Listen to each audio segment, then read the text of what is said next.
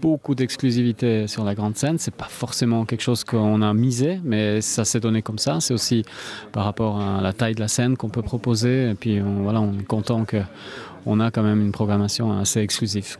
Alors des têtes d'affiche qui s'adressent à plusieurs générations, à des gens qui aiment des musiques très différentes, puisqu'on aura un groupe comme Kiss qui fait du hard rock. Le grand retour de Stromae, qui va faire une tournée mondiale et qui a choisi Palio pour venir. Oui, célébrons ceux qui ne célèbrent pas. Angèle, la nouvelle star de la pop francophone. Sting, la grande classe de Sting, qui jouera aux côtés de Rag & Bone Man. Et puis une grande place aussi au hip-hop, avec le phénomène du moment, c'est Orelsan qui est en train d'exploser partout. Il a sorti un clip il y a 3 ou 4 jours qui a déjà 5 millions de vues, enfin c'est du jamais vu. La nostalgie leur fait miroiter la grandeur d'une France passée qu'ils ont fantasmée.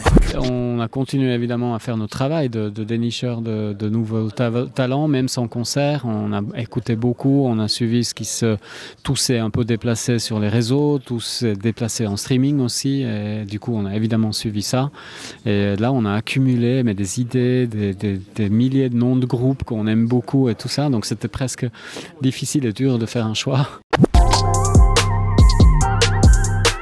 C'est le déplacement des scènes. Ça veut dire que le repère en arrivant avec la scène des Arches, ça ne sera plus le même. Il y aura une nouvelle scène dédiée aux musiques électroniques. Et puis la scène des Arches qui sera différente sera tout au nord du terrain. Le village du monde sera aménagé un peu différemment avec une scène tournée à l'inverse de ce qu'elle était aujourd'hui. Voilà, un certain nombre de choses qui vont changer pour 2022.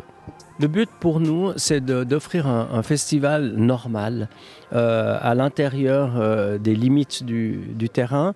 Et puis, ma foi, pour rentrer sur ce terrain, il faudra probablement s'adapter à quelques contraintes sanitaires. On les ignore. Aujourd'hui, on ne sait pas quelles seront les contraintes au juillet prochain. On s'adaptera, on respectera les consignes sanitaires, mais ce qu'on veut faire, c'est qu'à l'intérieur du terrain, ça soit un vrai paradis musical.